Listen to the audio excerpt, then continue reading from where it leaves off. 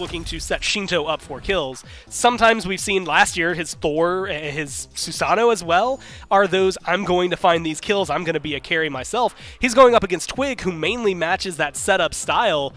Is that going to be a point of attrition? Like, is the jungle is it mainly just set up for mid laners at this point? Like, Tings and Shinto are going to have fun. So here's the thing about how I'm willing to tell the truth and speak to the people, and Aggro would never admit this. This is some of the best mid lane has been able to perform in Smite full stop. I mean, every single year, year in and out, this might be the strongest mid lane has ever been, which is why we're seeing some of these junglers start to shift their style a little bit more so towards that facilitator. Sure, Panatom had that ability to kind of toss it up last year, but now he's leaned a little bit more so into it. He wants to make sure that Shinto is hitting the ground running, and that is just intelligent play on field. Play around where your strength is, and, well, in Smite right now, it's generally around the mid lane. Well, you can tell Biggie, coach here for the Kings, as well as I guess the Kings themselves have been doing their homework. Look, we had said ban it or pick it for the emoji. Ban it immediately. That's the first thing that goes off the list. Guess what? I would argue ban it or pick it for the Raijin as well because of the way we've seen Shinto perform on that. They banned that one as well to get it out of his hands. That has been one of his top performing gods this year. The other side, Ymir, hey, that makes sense. We've seen that banned against Genetics countless times this year. That's not too big of a question. In fact, it is the top ban against them. Terra, however, it's something Genetics has been going to recently, but I did not expect to see that up there. It makes sense to me. We called it out a little bit earlier. We knew that Genetics was likely going to be the one to get targeted out inside of this ban phase, and then Tiamat rounding out that third one for the Leviathans is pretty strong. But that does leave a lot of priority picks on the table, and exactly this one. I see it on your face. How did I forget about Morgan? We've been sitting here for 22 minutes. I mentioned it at the beginning of Waiting Room, and I forgot about her. Well, it's because there was like 80 roster changes that we had to go over, and some fun drama. But Morgan Le Fay is a great god. She is consistent. She does great artillery damage. She's got good range, self-peel. I would describe her knock-up as unreactable. If you are in range, you got to predict it. You have to pre-beads that knockup because the active frames come out so quickly. I think that this god is going to have a firm home here in the SPL, but there are limitations to her. She isn't incredibly mobile. Yep. She is very easy to dive. Gods like Gilgamesh and Fafnir can make it very hard to perform for the Le Fay, but we know that the Kings have a great front line as well, which means that they should be able to create some space for this guy, and given a little bit of space, a ton of damage will follow. I was going to say, Variety. This is Variety and Genetics show to showcase how well they can protect this presumably mid laner. I mean that's kind of where the conversation has been around her. I don't think anybody has been insinuating anything different. I remember actually asking specifically Venenu about this pick when we were doing, what was that, Waiting Room last week? And this was the conversation of, man, is she going to get played? Didn't even have to wait. One game in, we have her. You know what? Not only bringing in the new hotness, bringing in an old 2012 lane with us as well. Artemis Sobek locked in for the Kings. This Artemis has been on the rise. Yeah, Artemis is just such a great pick right now. Great late-game hyper carry, has a ton of damage, synergizes incredibly well with that full bow build, especially with Silver Branch and having the Vengeful Assault to even further boost your own attack speed and power in that same note. But I'm not willing to say just yet that this Sobek is going into support. We have recently seen a resurgence of Guardians out of the solo lane with Vampiric Shroud shoring up some of that sustain, and, well, Sobek kind of benefits from that as well. So the Kings bring some ambiguity with their top three. Not only that, but that is a big pick for Variety in the past. That Sobek solo has been a friend to him. Someone that I am surprised to see, not necessarily on the screen, but as far down as it was. First off, I will highlight Baba Yaga got locked in there, presumably for Shinto here, someone else that has been a big pick these last couple of weeks. But this Fenrir drops to the 9th ban overall. Someone, I mean, in some of these sets, your dragons, your bolts, like, he is a first pick, he's a must-have.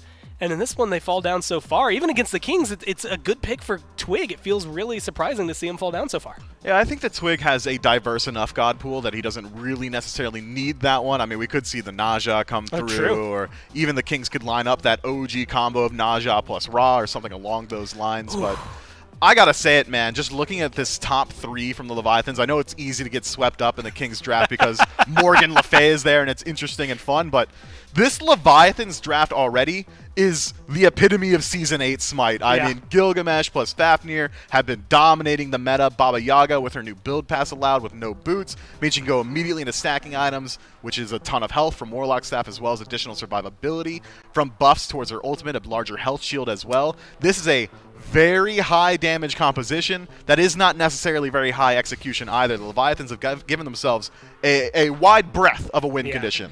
My favorite thing, though, if you ever needed anything to state more that this is not hardcore playing in the carry role and it's Zapman, it's a Hachiman lockout. That is not something that we have seen out of him so far, but that is something that Steve loves to go to. So not too surprising to see him locked in. But I have a question for you, especially now that we can see the full Kings roster. Geb, Raven locked in alongside it. The Geb is the one I hone in on a little bit more. Not only did you call the Sobek, again, presumably solo. Geb's solo has been done, but not in a by few like seasons. one guy. Mando Warrior, if you're out there, whoa. if it goes solo, it's you. You did it. Aggro, I'm going to look to you on this one. I'm pretty sure Divios ran Geb solo a couple times, and yeah, okay. I just wanted to make Divios, sure. you too. So some really long knowledge on you there, but over here on this new team. Listen, man, if you like good Smite, you like watching Yarkorin solo. It's pretty easy in my mind because he was one of the best solo laners in the league last year. I don't think it's going to take him long to return to form. Now, is he going to be at his peak in this game? Maybe not. Maybe not this week. Maybe not next week. But overall, I think that Yarkor is going to return by the end of this phase. He'll be one of the best solo laners in the league yet again. And seeing how Zapman fits in to this team dynamic, how well he and Rongyu work together over here in this duo lane, but how well he works with Shinto in team fights, and if he can create space for him like he created space for Paul, I think it's going to be a lot of fun to watch. Well, it's a pick that Zapman's comfortable with in this Hachiman, so if the 1-2 punch of Hachiman plus Fafnir can provide some presence over there for the Leviathans, certainly be a good start to this new look at this roster. But now it's time, I think, to shift our focus on here towards the mid lane. Not a roster swap, but a God pool increase for the mid laners here in the SPL. Morgan Le Fay officially available, and the first game she's available, she's going to get to find some presence here in the mid lane as Panatom and Shinto actually chasing down Captain Twig. And this one's a pretty easy chase down, but the damage is there from Shinto over the wall, and first blood to the Baba Yaga. Needed every inch of that wild magic, but she got it. That's first blood there, and just not quite geometry. enough fight damage there from the Morgan Le Fay, and that's what she isn't super great at this point. Right, and he's already 30 stacks deep 5 minutes into the game. I mean, Dave, this was before your time, but I remember a time when you were being praised if you were stacking your Warlocks pre-11 minutes. Captain Twig does steal away the Greater Scorpion here, but there was some reverse dive on the back end. Captain Twig has to ult away, but he'll keep himself safe. I thought you were going to say I was getting praised for assist on that one, but this is when you want to see Captain Twig start to dial up some of that pressure. Did steal away the Greater Scorpion just a moment ago, and unfortunately Genetics not able to do the same. Teams this is where from steamrolling them, and it's little things like being aggressive around the Greater Scorpion on the right-hand side in order to try and set it up. Uh-oh, Netrioid 2v1 here. Will drop down the ultimate, but won't save his life, and Zapman collapses on in, and down goes Netrioid, so some pressure, the 1-2 punch, and Zapman on the board for the first time as a member of the Leviathans. Love it, and him and Rongyu on perfect sync. I mean, just going with the Brawler speed stick, which I love in the Morgan Le Fay, by the way, because a lot of her survivability comes from her ultimate and the amount of crazy lifesteal that she gets during it. But also that now you're going to start going a little bit more defensive. Fighter's Mask for more cheap power. Now it's going to probably be an Anchile there for him in order to try and make this dive a little bit better. Runic Shield would also be great up against the Sobek and Geb. Make sure that they aren't doing nearly as much damage, particularly that Sobek. Taking away that base power makes a big difference. Mantings gets disarmed here, but there's a sudden engage over onto Genetics, who will try to get away here, but the re-dive is just too good, and Shinto gifted another kill, and now this Baba Yaga 2-0 here, and the Leviathans find themselves about 1,000 gold ahead, so certainly not backbreaking, but they're on the right track. And that's why I think this Leviathans draft is so interesting, because they know the Kings are trying to scale, but they've picked a scaling mid laner as well. There's extra dive now onto Big Man Tings, the drop kick against the wall, and Shinto on a killing spree. This 1-2, I wouldn't say punch, but it's been kick with Panatom. It's just been so effective. And that shows you where you can smooth over some of those early game woes maybe on this Baba Yaga. For him, which will help in that regard. But until that's done, I don't really think that he puts that much threat onto this Gilgamesh Orc Cullen, so I'm not surprised to see him play aggressive. Uh-oh, immobile is the Morgan Le Fay, and you're going to have to use both of your actives to stay alive. Genetics tosses a shield out towards BMT as well. That'll keep the Morgan Le Fay in the fight. Panatom with the execute ultimate ends up getting the kill onto the King's mid laner. Now the dive comes in, and it's Panatom with the double. Shinto's got his fourth. And the Atlantis Leviathans roll over the Camelot Kings in a pretty lopsided fight. Variety TP's in and is like, where is everyone? Am I late to the party? And the answer is, yeah, you're late to the party. Now he's going to have to just try and delay on this Gold Fury, but it's going to cost him his ultimate at the very least. I love the play here from the Leviathans, because this is really taking what the Kings have been doing as of late and adjusting their game plan accordingly. The Leviathans are not letting the Kings play this slow pace. They're a different area of the team fight, because the Cardinal Sin there for the Kings, and it's tough because of the positioning of that fight. Yep. But Netrioid can't use all this to get to Big Man and then find themselves on Netrioid's doorstep. That's the worst case scenario. Yarkor's found a double knock up here on the right side of the map. It's the driving strike. It's not a Hercules in this game, but it's a dash forward from Yarkor there as Variety lurks in the waters here. Twig down beneath the tier 1 tower. Is a 3 versus 3 at the time, but look at the rotations in. Shinto the first to join into the party. Genetics got a 3-man Cataclysm on the backside. This is a fight the Camelot Kings have found some good setup. Tusky flies on in, roots a couple members of the Leviathans in place, but now the transformation from Rongyu could sow some discord. And Twig did not get the memo. He was still going forward as the rest of the Kings on heavy retreat, but Genetics not allowed to let go. Rongyu with another great stun. Plenty of damage on the rest of the Leviathans that are there, and Shinto's got a double 6-0-2 on the Baba Yaga. 18 minutes in, 9-0 are the Leviathans, 6 of them on their mid laner. Interesting opportunity here for the Leviathans to make a call, and FG is that call. Yeah, I mean, Big Man's got ult and relics, but he's got no one to support him, so this FG likely to go down. Just feels like all is right in the world again, doesn't it? I mean, we were concerned about this team synergizing. I don't know if anyone really was. Maybe we weren't concerned about this team synergizing. It's just like Shinto has all the kills because of Yarkor. We've been really playing the style of we're gonna go at 23 minutes. Well, our composition's really going to start making it work. And teams have been letting them get away with that. Not in this one. The Leviathans have been keeping the pace high. Now it's a tier 1 siege and a tier 2 siege from the Atlantis Leviathans. Variety backs away. Let me rehash this one really quick. Sure. Plenty of variety in the deaths department here for the Camelot Kings. Except for that's all the payoff I needed. That's all the payoff I needed. Thank you. Thank you, ladies and gentlemen. All the payoff I needed. Look, Variety, you know, he's been there on this Sobek, but this is such a difficult game you have to imagine on a pick like this. You can find some setup like this, but with the way everything else is going, you know, no real surprise. We've reached that mid-late game type point. It's going to be very hard to kill Variety. Yes. But also difficult for some of that setup to end up sticking here on the Leviathans with the way things are going. Yeah, they might be difficult to kill Variety, but, like, do they need to? Right. They're killing everyone else right but now. He can lurk in the waters. He can lurk in the waters. But that's the thing about Sobek. Sobek is the other side, excuse me. You're excused. So we wondered, we dipped our toes into the conversation of double aura items. Both supports have gone for triple aura items. Gauntlet of Thebes, Heart Ward, and Sovereignty for both Genetics and Rongyu. And then the Relic Dagger smack dab in the middle there for Rongyu. And I think your earlier point still stands on how these teams want to play around things like that, and so I won't spend too much more time on that as we'll look towards this left side Phoenix siege here. The Camelot Kings regroup, got themselves all their beads online, so at least that feels pretty good here.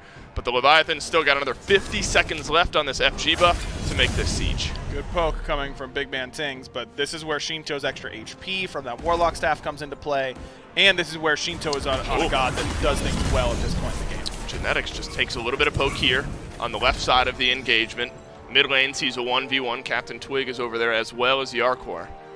This is tense moments. The Camelot Kings, they definitely have a timer on where this FG buff is. You know, another 30 seconds. You got to feel like if they can hold out, keep all these Phoenixes online, you're never going to be happy with a game state when you're 12,000 gold behind 22 minutes in. But this looks like a call from the Leviathans. We don't have much time. Let's see if somebody overextends from the Kings, and let's just reset for the next FG. I don't hate the call there from the Leviathans. Poke our head in, see what we can do. Maybe we pick someone who's walking alone through the jungle. Maybe or a Captain Robin Twig or sneaks through. an Artemis. Man, it's going to be Netrioid. Yeah, it's a hammer onto Netrioid, and here's Yarkor on the leap on through. Tusky gets sent on out, but look at the range damage, and look at the leap onto the Artemis. The drive on out from Yarkor, and then the roar to put him in the dirt. And the Leviathans have baited the trap well, and it's Netrioid who springs it. But again, it's Rongyu on a perfect long-range stun onto this Morgan Le Fay, who's got to go up into the ultimate, and it just does not matter. 11-0 in the kill department right now. And there are no carries for the next 40 seconds at least. In the Atlantis Leviathans, they can smell blood. The left side Phoenix still stands, but Captain Twig has to receive the shield, and he'll back away from the rest of this fight.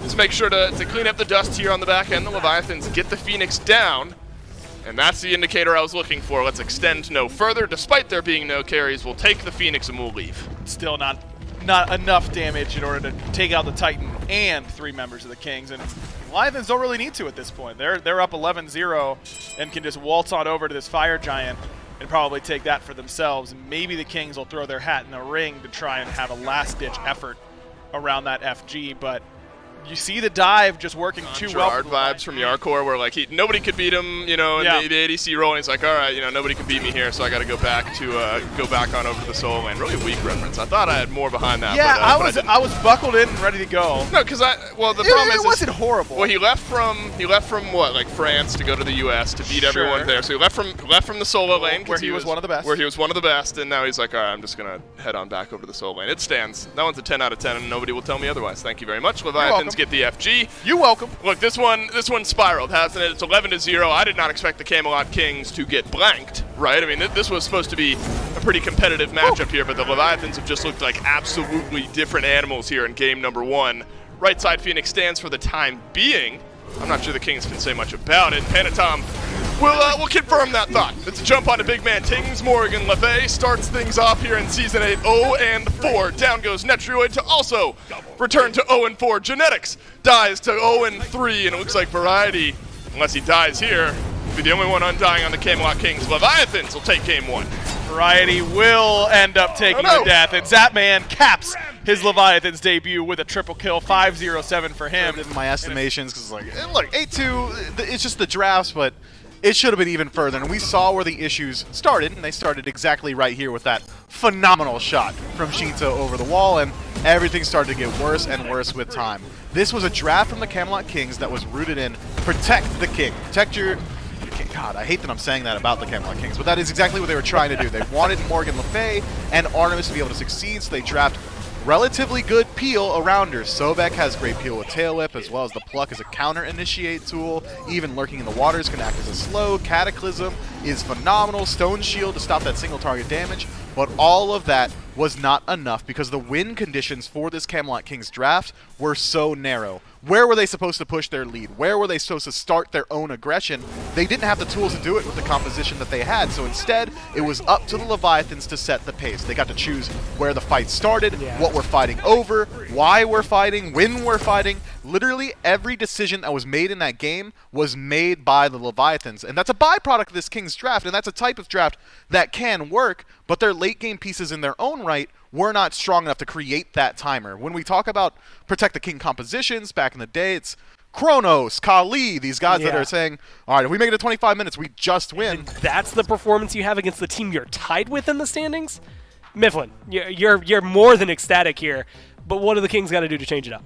I want to see them pick a more aggressive composition, and that seems to be the answer every single time one of these teams gets run over inside the early game. It's, all right, well, let's shore up our early game. It's the only point of the game that every single Smite match gets to experience. At home, at the amateur level play, competitive, or even fringe competitive, at SOC and SEC, it is the only portion of the game that you are required to play. Not all games go late, not even all games go mid.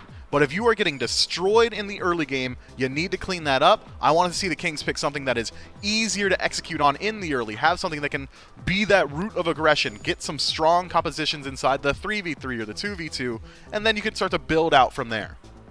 Well, so far, everything's the same as Game 1. Umoja, Raijin, and the Odin band away on the Kings, Leviathans, Terra, Ymir, Tiamat.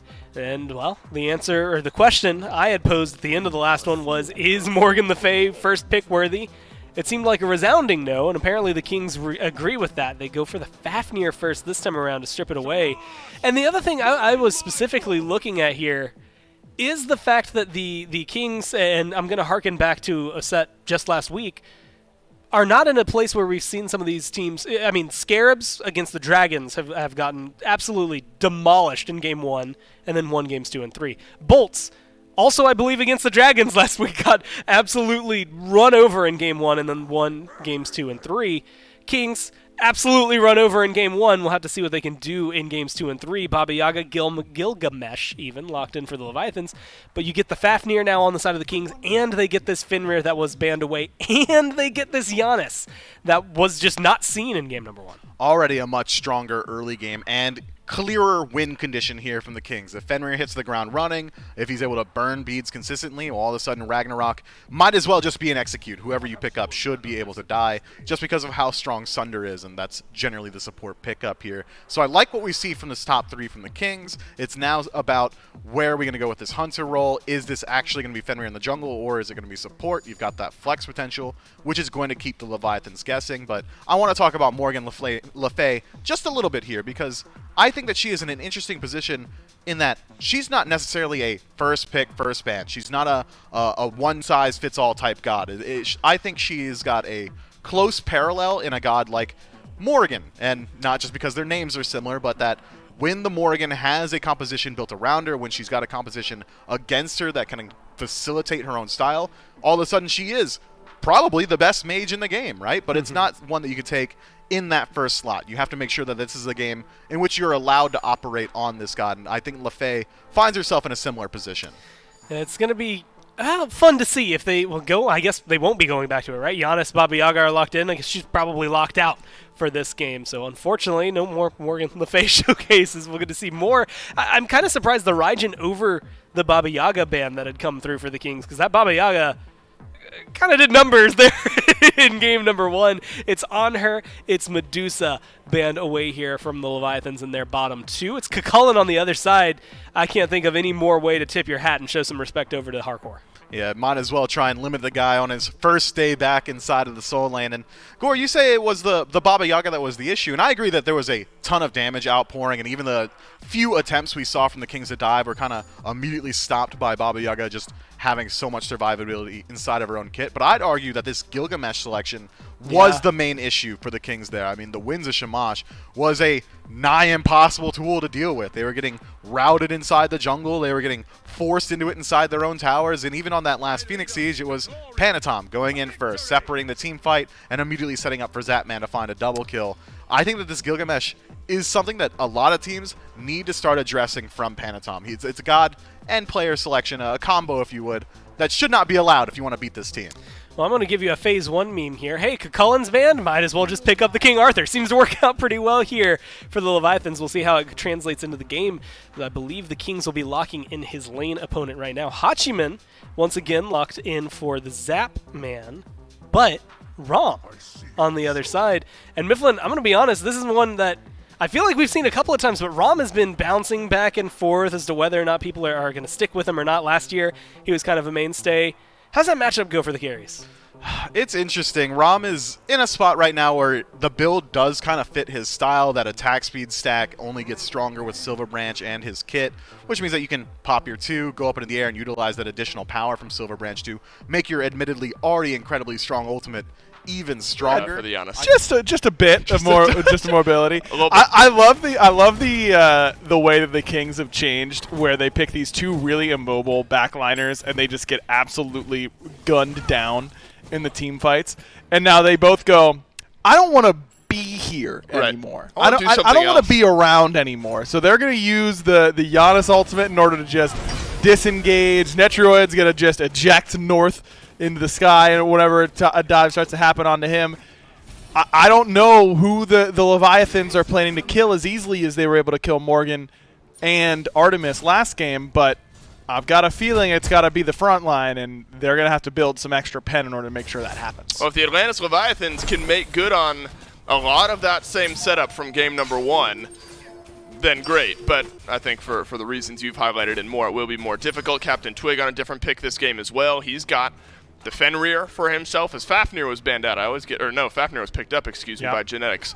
Picked away from Wrong Yu is really what I was trying to highlight there. So it's going to be a bit of a different look from Wrong Yu, admittedly. Difficult to find that same engage. So now we've talked a little bit in game 1 about how Captain Twig plays out of this jungle, some of the early game pressure that he has. Still early game pressure here on this Fenrir, aggro. We didn't see much in the early on the Robin. Now might be a game where it needs to be more than an insurance policy. It's got to be a little bit more active. Well, nice job by Big Man Tink stealing that away, because he knows that Panatom is over here on the right-hand side trying to help Yarkor get a blue buff. Some good damage from Yarkor. Splits its way between Variety and Captain Twig. And the Camelot Kings duo over here on the right looking a little bit worse for wear in the health department, but a little bit better off maybe in the mana department, at least for Captain Twig, and a little bit of damage from Yarkor makes its way through the blue buff in onto Captain Twig, and that might slow down any look at a re-engage, and it does. And that one's not sneaky at all. The Leviathans, Nope. They team up, they walk in, they steal the blue. They go, hey, Variety and Twig, we're taking this. Or is anyone opposed? And they're thinking about it, and then they take a lot of damage from Yarkor. Variety has to beads because of the jump in from Panatom, and they decide that it's not worth the hassle, and they give it up on the other end. And remember that Twig did get his invade off on the right-hand side. He stole away Yarkor's blue buff on his side of the map. Yep. But then stood around for a long time and wasn't able to do a whole lot. So he's going to be a little bit down in XP in comparison to where Panatom is. So that Ragnarok that is so important for this composition, it's going to have a hard time finding value anyways against 5 sets of beads and a Geb shield. Now it's going to be a little bit longer until we even have that threat on the map. You think Variety then draws the card? I'll hold that thought as Panatom comes over here to the right. Drop kick against the wall. There's no beads for the Cerberus, but just enough health and just enough mana on that leap. That might have been mana perfect. What was Netrioid stealing away Zap's lane Scorpion No. in Game 1. Very different look. It's a different look, and look at this. Captain Twig exerts some early pressure. It's Wrong You who gets stunned down, and the Ragnarok is in as well. A nice Cataclysm counters out the Brutalize, but it's not enough. His big man Tings with through space and time gets the damage, but now Shinto rotates in, turns into a house, and gets a kill on a Twig. Genetics is already detransformed, and Zap is in a great spot to pinch onto him. Mounted Archery hits all 3. Oh, and he gets an auto attack on the end of it as well. But now he's got to dodge the snipes. 1 and 2 both hit, and Netrioid returns the favor. It's a 2-2 split across the board. Both Hunters grab a kill. Both mid laners grab a kill as well. You'd expect to be most lane dominant on Cerberus or Yorm or Cthulhu. Like, those are the ones that actually fight much more like traditional warriors. See some Yorm? No, we're not going to see some Yorm. I don't think so anytime soon. That god is has his own set of issues right now. But among the ones that are super playable, Cerberus and Cthulhu are definitely the ones that you would expect to see some sort of actual fight in the lane. Yep. And with Vamshroud being good right now, I'm surprised we don't see more Cerberus solo, because I think it's a great pick. That is a great pick for Variety right now. And so if the Camelot Kings are able to play around that, maybe here with Captain Twig rotating on towards the right. Yarkor does have beads, also has the ultimate, catches it out onto Captain Twig. Genetics is rotating over as well. Could be a tower dive, but the tower dive won't be necessary. A couple ultimates used, but it confirms the kill, and down goes the King Arthur. Great patience there from Twig and Variety. Hold their ultimates until a little bit later, but Netrioid, he might be ejecting, but he's going to get a portal right away! Oh, big man Tings with the big brain play, and the portal out keeps Netrioid alive. What a rotation from BMT. Hey, look, doesn't always have to be damage on the through space and time. Sometimes you just got to help out your Hunter, and Netrioid gets out of jail for free. Love that heads-up play there from Big Man and from Netrioid to stick the ultimate right away and give Big Man, he rolls to a wall in particular to make sure that he could actually get through that portal immediately and not get CC'd on landing. Pretty stark contrast to the Artemis and Morgan Le Fay of Game 1. Yeah, there's a game though, Aggro. I mean, we've mentioned how the Kings feeling comfortable with the way things are going here.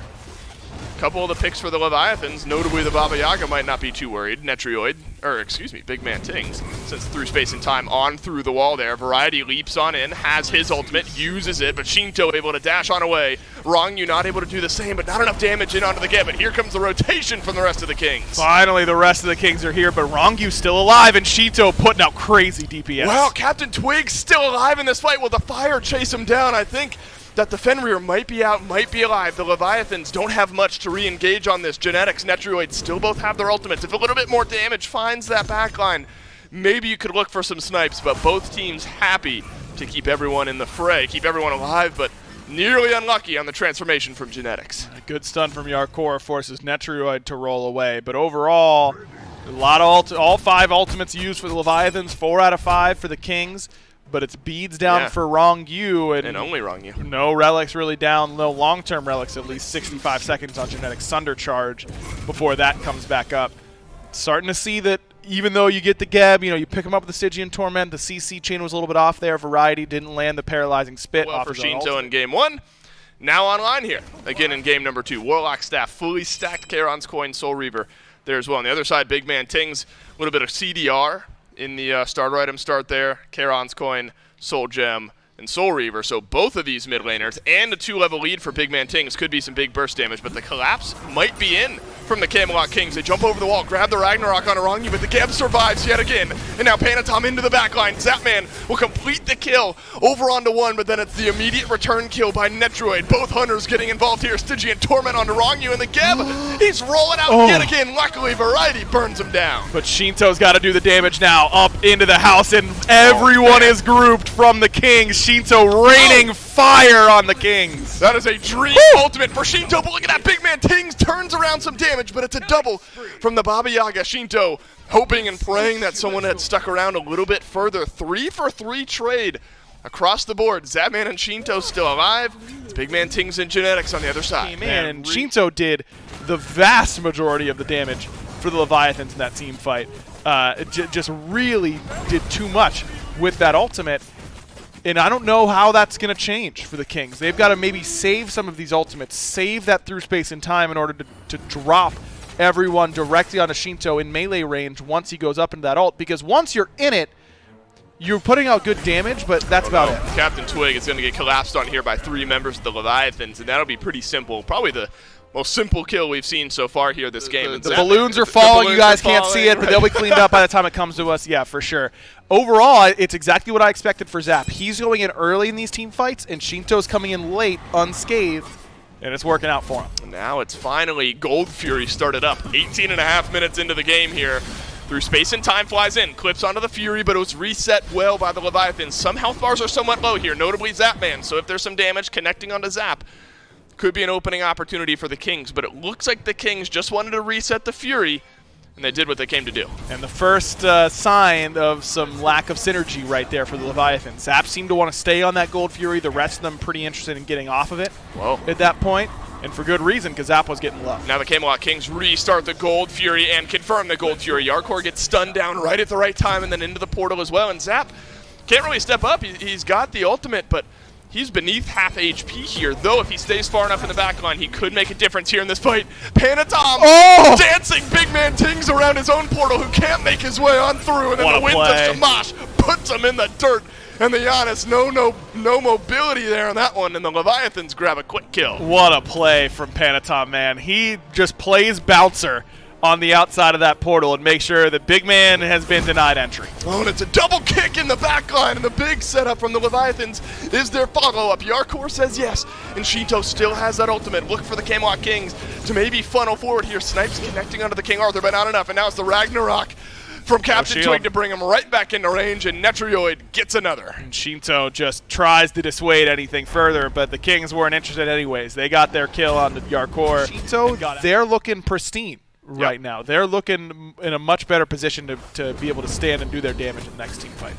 Zapman will look to continue that around this FG. He's on the left, though. So quick burning away. You're right. Zapman won't be here for this fight. So if the Leviathans want to contest, which I'm sure they do, they've got to do it without their hunter. Captain Twig has found a double stun on the back of this FG. The FG is low here. Stygian Torment used, but Panatom drops right back down, and the Camelot Kings secure the FG, but Panatom took a whole lot of damage in there on the contest, and the Brutalized from Captain Twig finalizes the kill. And the portals for Big Man puts him in a perfect position to cut him off. Wrong you toast. No way he gets away, and Shinto might be next. Netroid's the one who picks up that kill, and now Zapman does join the fight here. Big Man Tings has got one in this fight as well as Yarkor goes down. It's only the carries for the Leviathans right now, and the death timer's right around that 30-second mark, so it's important that Shinto and Zap stay alive.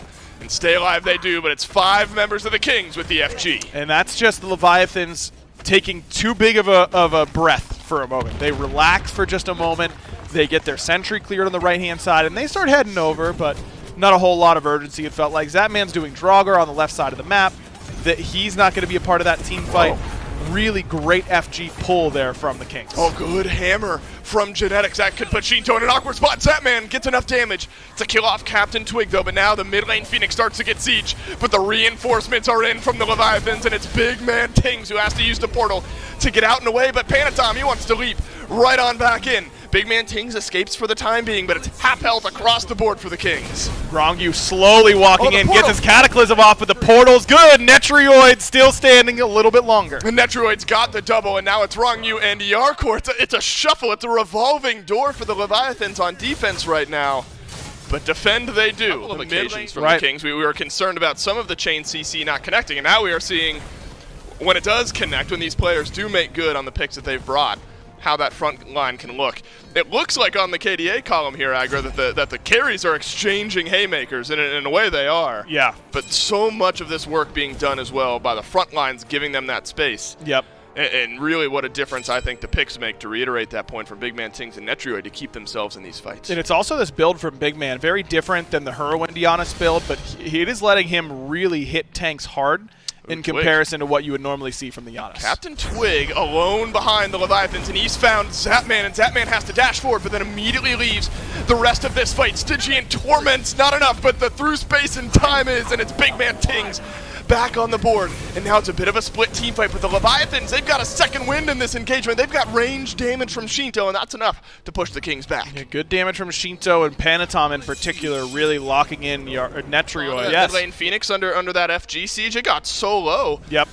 Outside of their towers being down and the gold shifting to the Kings a little bit because of that. Major difference in itemization quite yet. Maybe the big difference is Big Man has finished the Rod over Shinto, finishing either Chronos Pendant or Rod on his side. Fire Giant started up by the Camelot Kings. Panatom jumped on by Captain Twig on the left. And so that'll slow down a lot of the engage that the Leviathans have had. It's been this Gilgamesh, the drop kicks, the ultimate. That space control has been so important to even just slow down these fights for the Leviathans. But the Camelot Kings, they send that 1-2, the genetics variety front line right on forward, and that'll keep the Camelot Kings at bay just a little bit longer.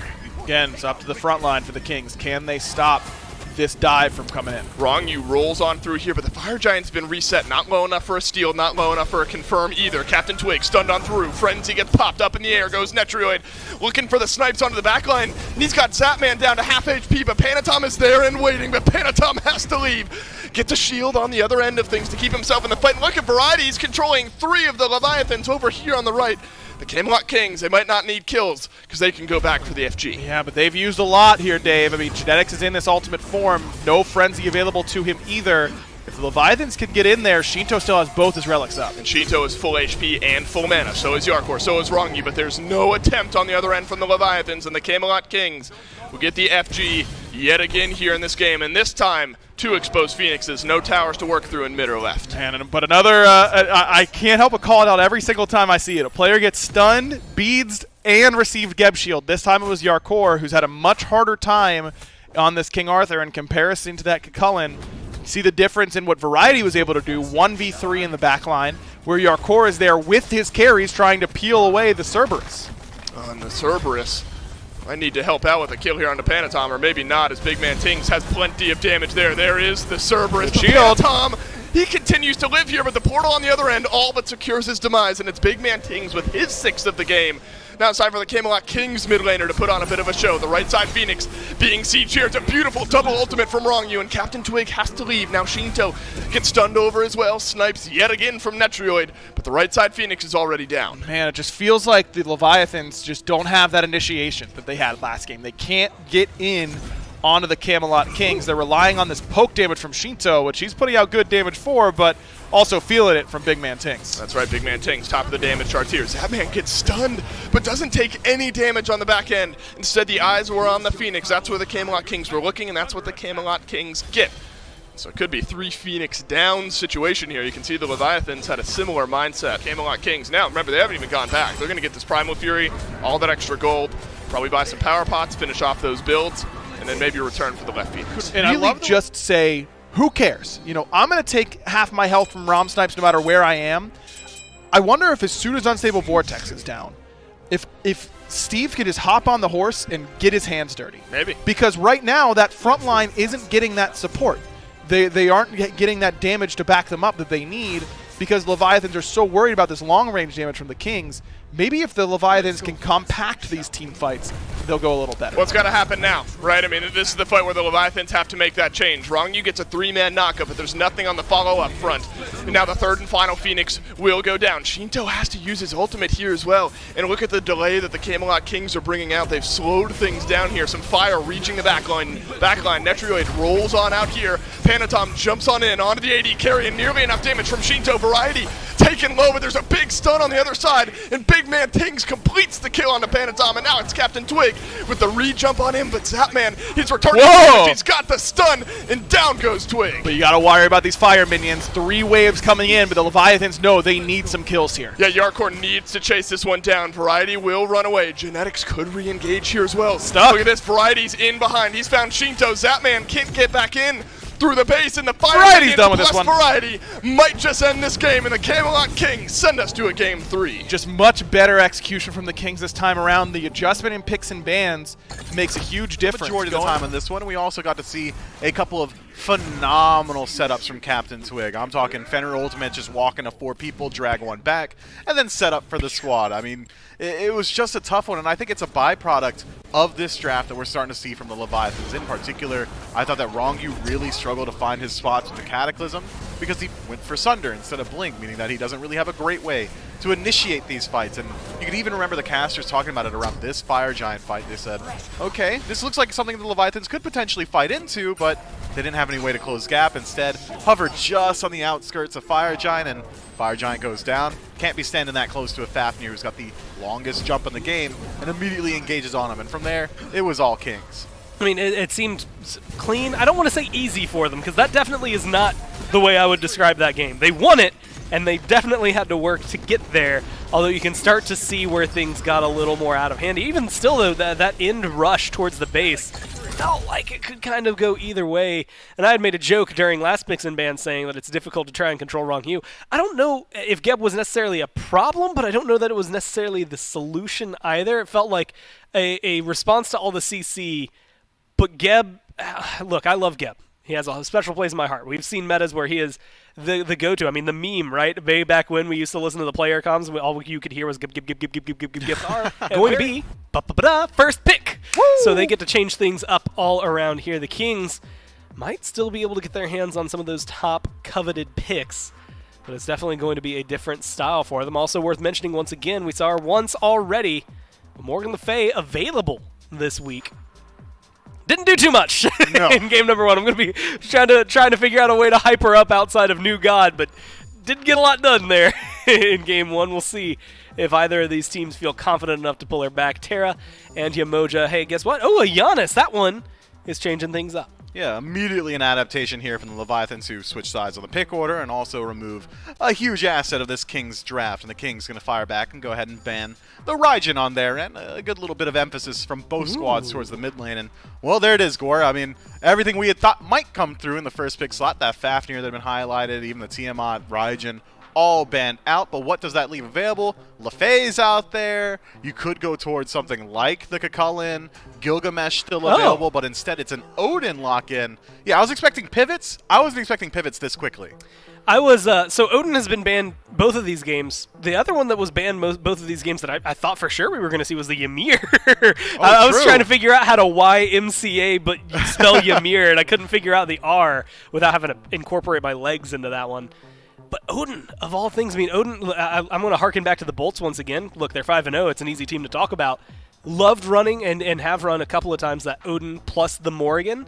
Shinto's a pretty good the Morrigan player, so we might be getting to see one of those very convoluted Morrigan but not Morgan Le Fay names come onto the board. But finally, you get the Odin for Leviathans. You also have to trade out that Ymir for the Kings. And the Kings still have a pretty good power selection here. Again, the Gilgamesh is still available and has been a great tool, so the Kings going to go ahead and strip that one away. Worth noting that Odin does have decent flex potential, could go into the jungle, more often than not does go into that solo lane. So, with Panatom kind of shifting up his style recently towards that facilitator role, wouldn't be overly surprised if we see him take the Odin into the jungle, just so we can blink around, find these cages, lock down this Ymir, and make it very hard for him to operate in the early game. Or Yarkor could do the exact same thing, but when we do see Odin played inside the solo lane, generally likes to rotate out of lane very early on. It's not too surprising, it's not too uncommon to see Odin fall about a level behind, because instead of sitting in lane and farming like a lot of these other solo laners, he's rotating out, buying blink, and trying to use that cage before Phantom gets bought.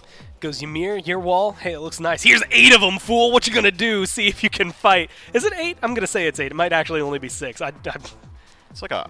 it has to be 8. It's 4, 5, 6, 7, 8. Yeah. Yeah, it's an 8. Yeah, Yeah, cool. like a Nailed stop it. sign, Stop right? sign, exactly. There, we know it. Octagon, that's the name of the shape.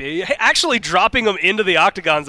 UFC Dave, skin gotta win. use that one on the cast, man. I know you just walked in here. Gotta drop them into the octagon when this Odin cage gets dropped. Cerberus is going to be the lock-in here. Stripped away Variety, I believe, or was it Genetics? Well, either way, both of them playing out of their minds.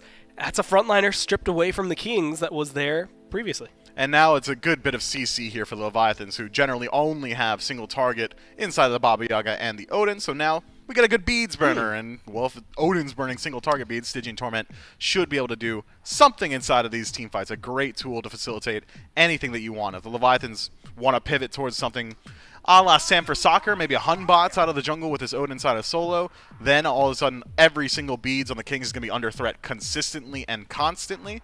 I was getting excited for that hover, but instead it is a Merlin locked in for the Kings. I was going to start memeing and talking about like Opwash or something like, okay, hear me out. Don't lock in Discordia here. Lock in something we haven't seen this year and have no real reason other than it was just where my brain was starting to drift to while I saw them hover Discordia. But it's the Merlin that is locked in there for the Kings. Keeping things a little spicy for us. A different pick each game out of the mid lane for them. It's a dodgy ban from the Kings, trying to what looks like limit Banatom. And there's Xing Chen on the other side. Look, there's no coaches playing this game. That one is a direct target to try and control the front line on the other side. Yeah, it looks like Slaney put the fear of God into the Leviathans there with that Jing Shen ban rolling through. And memes be memes, Jing Shen is still an incredibly great pick out of the solo lane. Good CC core, a ton of survivability, great beads burning as well. So, don't want to go ahead and deal with that one. And I really do like what the Kings have already picked with their top three. Great objective burn between the Merlin and the Gilgamesh, and objective secure brought to you by Ymir. The Shards of Ice is going to be potentially the hardest hitting ability on the map right now. Deadly, I think, in the right circumstances. On her, locked in on the other side, though. There's something that we've roll it back, go to the pregame tapes, you look at Netroid, and most of the highlights I remember seeing were on this on her, so making things a little more interesting. Kind of curious to see him shimmy away from the ROM, though. Like, it was banned by the Kings Game 1, picked by the Kings Game 2. I thought it was a phenomenal performance. Is it just, I guess, the matchup specifically here could be Odin support Cerberus solos, Cerberus support Odin solo? I mean, there's so many ways to flip-flop the Leviathans draft. Is on her just safer? On her is just straight up safer. You not only are you going to have a leap to deal with that Odin cage, but some CC immunity inside the ultimate that doesn't leave you immobile and standing still means that you're going to be able to get out of these situations a little bit more easily. For example, Rom can use his ultimate to make sure Stygian Torment doesn't toss you into the jaws of death, but, well, you're standing still inside the air. You're going to land inside of a cage. Doesn't feel too great instead. Now, on her going to have a little bit more survivability, but this Leviathan's draft already has a lot more consistent CC than we saw last time around. The casters have brought up a lack of engagement inside of that one. Well, they've got it here, and they've got it in spades. I mean, Hu Yi, Fenrir, like, the last two still feel pretty powerful. Hu Yi maybe a little less on the tier list, at least less than, like, the scope that everyone has in their mind. Yeah, unless you're Panda Cat. Maybe Zatman following up on that one. Why not post it? Yeah. 100%. People are going to follow you for that type of content. Why do you think I have followers? Because I've got a great dog. That's right. That's all it is, right? That's all it is for any of us. That's all it is. Look, this is an important one between the Leviathans and the Camelot Kings. They're tied as far as standings goes. You jump up into that second place spot with a win here in this one. And now we've seen it wasn't quite the same performance reversed on the Leviathans there in Game 2, but we've seen now 2 games, one apiece, where it felt like either team controlled the state of the game that they had personally won. Some more shifts happening here, though. Notably, Shinto still on this Baba Yaga is not a shift. So Shinto will get another crack at this Baba Yaga here. Here's a bit of a different look, though. Panatom with some early damage on a twig here in the mid lane, but as we so often see, just a little bit of poke, and somehow it always feels like both junglers end up half HP when the level 2 mid lane meeting does happen here. But look at Genetics and look at Netroid. They've got to leave. Rongu and Zap really getting lane dominance in this lane, thanks in most part to that Cerberus damage I would expect. Is now both junglers, you said both were half HP. I was going to say that only Twig had lost the beads, but that is no longer the case, as Panatom has now lost his as well. Shinto did indeed. So you've got a lot of fireworks in the mid lane, but the way that these two teams took the first 2 games in terms of pacing, I'd be kind of surprised. The way things shake out. This is going to be an interesting look for Yarkor. You know, he's been at Hunter for really this entire year, now back in solo. It seems like he's not skipping a beat on that one. But this is a pick that feels like has that potential, right? It's converting that potential into actual in-game impact. So this is a big one for Yarkor. Yeah, I'm just so surprised the Leviathans first picked it. They banned the Fafnir in order to first pick the Odin. I was surprised. Panatom could follow up with a stun, and stun he does. Now Variety brutalized on down, and that is just so simple for the Leviathans. And it feels like, you know, Variety didn't necessarily do anything wrong. He's just chilling away. That had all 5 sets of beads. Yeah. It was a Cerberus for the Kings, and a Fenrir for the Kings, and a solo and a support that had, you know, an instance of single target stun with the hammer. And now you've got a solo laner with a single instance stun with the spear from Yarkor. You've got a Cerberus still for the Leviathans, and you've got a Fenrir out of the jungle, and 5 sets of beads for the Camelot Kings. I wonder if things might end up playing out pretty similar to how they did in Game 2. It was hard to get past that front line, for sure. That's certainly a possibility. But I'm interested that the Leviathans are really focusing out Variety, because now he's stuck underneath his tower, no blue buff available. Oof. He's not a factor in this skirmish. It's really Captain Twig versus Panatom and Yarkor on this blue buff, and can't imagine he's winning that. Feels like pretty easy decision-making for Panatom. We'll return right back onto the blue buff. Panatom does take some damage from Twig. Rongyu is here as well. This is a big old journey for the Leviathan support, who has reached level 5. On tour. And so Stygian Torment, and with the blink for Rongyu. So Genetics did what he came to do. Burn the beads off Zapman. Happy with that. Good positioning, understanding of his ward timings. He's able to sneak around nicely. 2v2, it's Panatom. Chunky damage there from Captain Twig. The leap away from Panatom will be enough. Rongyu's rotating in as well, but it looks like Twig and Variety are going to be plenty healthy enough to survive this one. I'm not sure there's enough damage between these two to even to melt on through those health bars, but a chance to steal away this blue buff, and does end up getting dropped down by Rongyu, and Variety has no mana. He really wanted that one. Can't do anything about it. Twig 3 in a row? Out of mana. Yes, it is, but... Or no, 2 in a row, excuse me, because Twig got the one before, I do believe. Okay. But they killed Variety on that one. So right. 3 successful visits to this right-hand side in a row, and this time they don't even get punished for it. Panatom loses the beads, but that's really about it. And a Ho Yi. So part of me wants to see some fireworks, but with some of the pacing of this game, I'm not sure we'll see him. Wall from Genetics will not slow down. Panatom and the drop kick from Captain Twig, not enough either. Now it's the Ragnarok right back in. Goodbye, Captain Twig. Panatom's taking chunky damage, though, from the rest of the Camelot Kings that are in there on the back line, and it's Yarkor getting burned away, but Shinto looking to do some more of the same variety with Lord of the Afterlife. Tries to close the gap in the wall. Nearly perfect, but not perfect enough. Odin still falls, and Shinto has to jump away, no mana. And look at this, the Hunters have joined the fray. Both Zapman and Netriot are here, but that's it. It's solo laner for jungler. There from the jungler. What do you know, we've had so much conversation around, you know, this Baba Yaga and scale potential, and I'll hold that thought, see what happens to Netriot here. He's on the wrong side of this lane. That means there's a couple leaps ready to chase him on down. Brutalize nearly gets it there. It's a good old-fashioned auto attack on the other end. They'll get Panatom back on the board here. 2-0-1, that's what you expect. I was kind of curious. You know, we've talked plenty about Baba Yaga, no boots. You know, not horrible in the early game, but definitely better in the late game. Might not get another chance to talk about this if Rongyu does this, and it's a blink on in to cut off Captain Twig, who has to use the ultimate. Looks like Twig will be able to leap away here, and then the solo laners will wail on one another. I'm just going to ask, what's the power curve of a Merlin look like kind of compared to this Baba Yaga? You know, definitely needs some itemization to start feeling comfortable. Yeah, Spike's a little bit earlier than the Baba, I would say, but still has good late game potential as Variety once again getting dove. He's used the beads. Rongyu has the ultimate. Should be pretty simple from here. Rongyu grabs. Oh, no, not like Yarkor this. With the up down doesn't have the damage. Luckily, Panatom is there as a bit of an insurance policy. And so the Leviathans get away with one, but I'm not sure Shinto's going to be able to do the same. It's a 3-man rotation to the right, and then a 3-man collapse on mid. Variety down once more.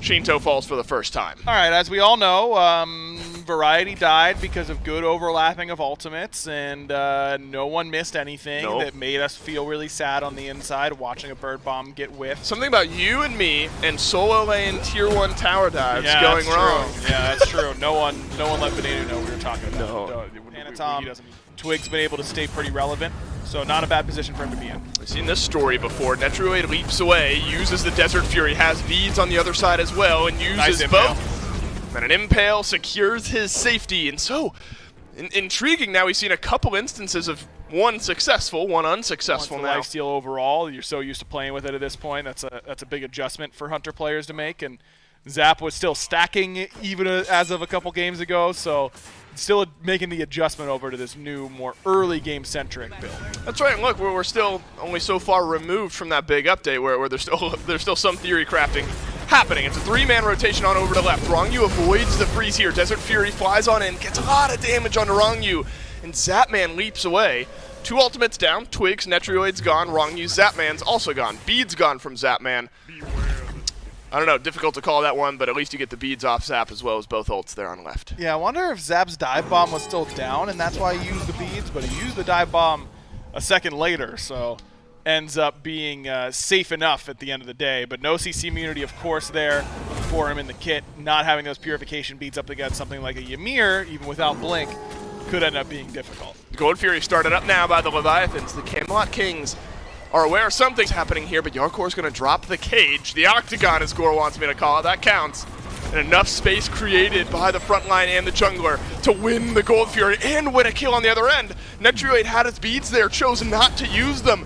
Then down goes the Hunter, and here comes the re-dive from the Leviathans. I'm not sure there's a kill on the other end. They got the Gold Fury, they got the Hunter. And it's so unfortunate for Netrioid, because I was looking at the exact same thing, but his beads came up as he got put down. Yeah, it was literally 2 seconds when he got bit by Panatom, and then died as they came up. So unfortunate timing for him. Great play from Panatom. That's calculated.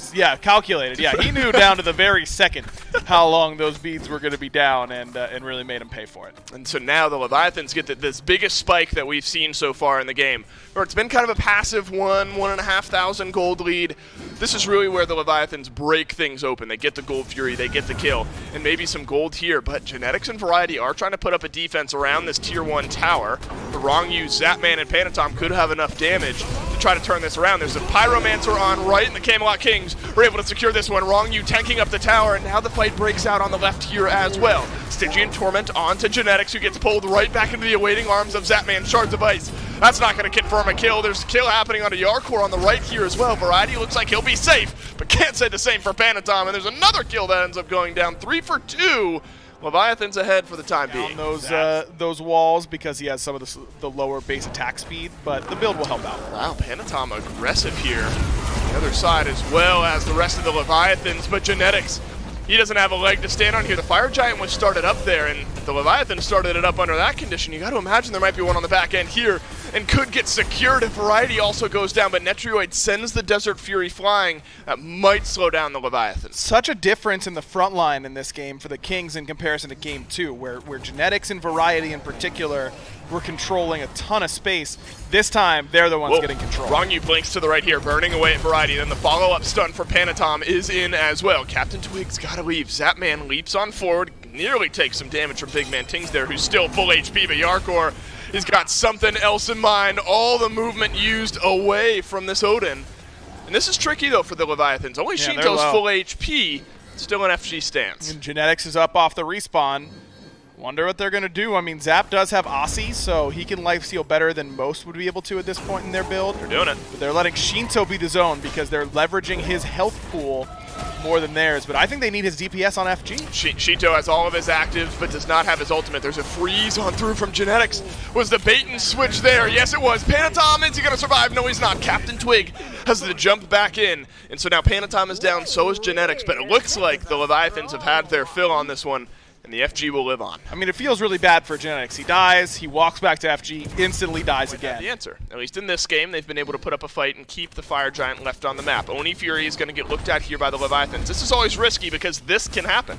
The Camelot Kings are starting up the FG. There is a ward here, and that means the Leviathans drop the Fury, start to rotate here towards the right, and the Fire Giant has been dropped over there as well. But look at the jump in. It's onto Yarkor, who doesn't take nearly enough damage here. Captain Twig Ragnarok's back into the awaiting arms of Zapman, and the first kill is fallen. Variety's on top of Zap, but Shinto's there to peel for him. And look at the work that the front line is doing right now for the Leviathans. Netrioid already down. The flying elbows all just jumping in on the Camelot Kings, and Netrioid is the second kill in this fight. Now Genetics is going to get run down as well. Another leap is on in. That would have been a sweet ricochet from Zapman, just shy from connecting for the kill, and Yarkor should be here. to get one. If nothing else, Genetics is out of the fight. Panatom ends up getting the kill into Genetics. So it's Big Man Ting's variety, the last two alive. You got to imagine this is an FG pull. And you know, I kept thinking all this prioritization onto the Osiris. Who cares? He's gonna Osiris people late game, but he's not. They just can't withstand the damage. I mean, level 20 for both Shinto and Zatman. They are doing such a good job of playing with each other. Remember, this is their first SPL set together as a backline, and I've loved their spacing. That was perfect for those of you who are trying to kind of join into the SCC or anything like that. You want to know how you play with your mid laner as an ADC, or how as a mid laner you play with your ADC. Split off in the team fight, you pull them away, you split up so that you can both DPS, but they were doing more work with their front line. And now, Yarkor, Panatom, Rongyu, a combined 8, 2, and a lot. 2 and 43, and then I would have looked so dumb. Thank goodness you're too wholesome to do that to. There's something so threatening and also satisfying to watch. The triple jump, double blink, like in those engagements, Yarkor jumps in, then a Panatom immediately jumps. Like it's so difficult to position around that. It feels like for the Camelot Kings, they're gonna have to do it here as the left side Phoenix gets started on up. Maybe not, actually. I don't think it's taken a single tick of damage here just yet.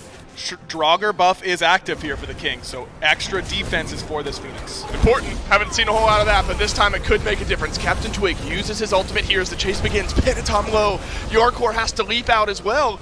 For the time being, maybe the Camelot Kings have done enough. I mean, 3 ultimates down. Phoenix still awfully healthy. Leviathans limp away. They still have 2 ultimates available, including the blink ults from Yarkor and Rongyu, but this is probably the safer call. There's still a lot of gold on the map here for the Leviathans to take 3K between these 2 towers for the team in total. So they'll get these, but with that, I mean, they're not going to have many waves in order to go back to that left Phoenix or really go to any Phoenix if they want to keep it going.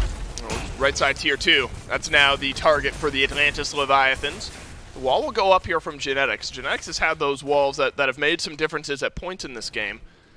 But Aggro, maybe there's a feeling, and we'll see if the Kings choose to really defend this tier 2 tower, maybe there's a feeling that the blinkless Ymir is falling prey to some similar things that the blinkless Geb did in game 2.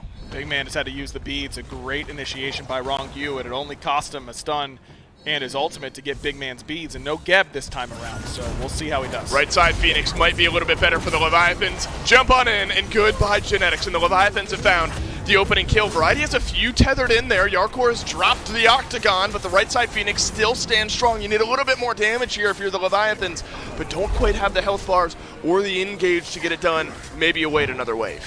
Jumping from Panatom, nearly got a little bit more, but now you got 3 sets of beads down among 2 living in particular on the King side. Everyone from the Kings that's alive has their ultimate. First one gets used here, and it's Captain Twig, and then the leaps away this time from the Leviathans are going to slow this down even further. Shinto sends some damage flying Netrioid's way, courtesy of the house this time around, but the Camelot Kings have stayed alive, and that's the most important thing here. And similar to what we've seen in other games, being back here for Zatman, so it's really about positioning and maybe delaying things just a little bit.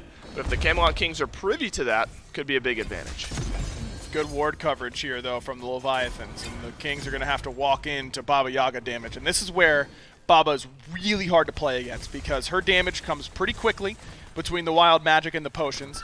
It's all over the wall, and it's hard to dodge because you don't know exactly where it's coming from a lot of the time, especially for that wild magic. So this is where Shinto can really make a big difference. Zatman 20 seconds on the beads, 30 seconds on the Aegis earlier on, still important, and the Camelot Kings have enough kind of shallow, deep in their own jungle, but shallow on the Leviathan side of the jungle, right around this fire giant pit's what I'm trying to say. So they can tell where the Leviathans are standing, and they know the Leviathans haven't started up the FG just yet. Zatman pulls back and does start up the FG with the help of Rongyu this time. Panatom still dancing around up front. We're about to hit 30 minutes in the game, so Enhanced Fire Giant will be here by the time this one gets taken down. And that one's difficult to fight back up against. Yarkor takes the stun here. Captain Twig lurking over the wall as well, but now Panatom calls him on it. It's the double jump on in, but Twig will leap away to safety. Has FG been reset? Yes, it has. Netrioid still has to use the beats, though. Panatom gets value out of that ultimate after all, was trying to call the bluff again. Oh, Zapman is low here. So is Shinto. The carries for the Leviathans. They've got to leave. And Variety's got something else in mind. Rongyu desperately peeling out for his mid laner here. But look at the burst damage as Panatom turns the corner. Bye-bye, Variety. And now the re-engage is in for the Leviathans. Big ult from Rongyu. Gets Netrioid sent back, but he still has the jump. But he's got to contend with Shinto's ultimate. And in fact, I think Fire just killed Shinto. Must have been Fire Giant because Netrioid's all the way over here. Now Big Man Tings has got a kill on the Panatom as well. Zapman goes low, uses the Aegis, leaps away. Oh, and the wall from Genetics locks him in. Netrioid's got the double kill. The turnaround is in, and the Camelot Kings are up front. So it's a bit of a miscommunication and a misplay there from the Leviathans, as now it's Yarkor, who was just trying to clear out this wave. Mantle Stun bought him his life here because if Tings had been able to full channel that flamethrower, I don't think Yarkor lives. It's only Variety who gets in. And when it's only one who gets in on a dive, that's easy to peel and turn and kill. And that's exactly what they do. But then the Leviathans get a little bit too aggressive going forward. Shinto was so low.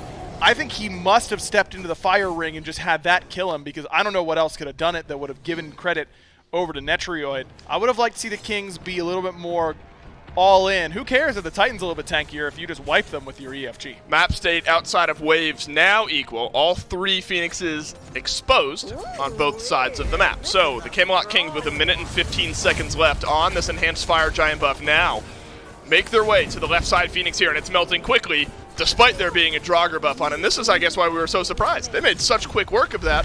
Could have done it a minute or two ago, but maybe ensuring an easier finish. And that's EFG. The difference between Enhanced Fire Giant versus regular Fire Giant is really night and day, and the tools that these compositions have on the defense. Leviathan's much better on offense in comparison to the Kings, where the Kings were much better on defense. You're seeing that here. That said, Camelot Kings still get the Phoenix, still have a chance for another Phoenix.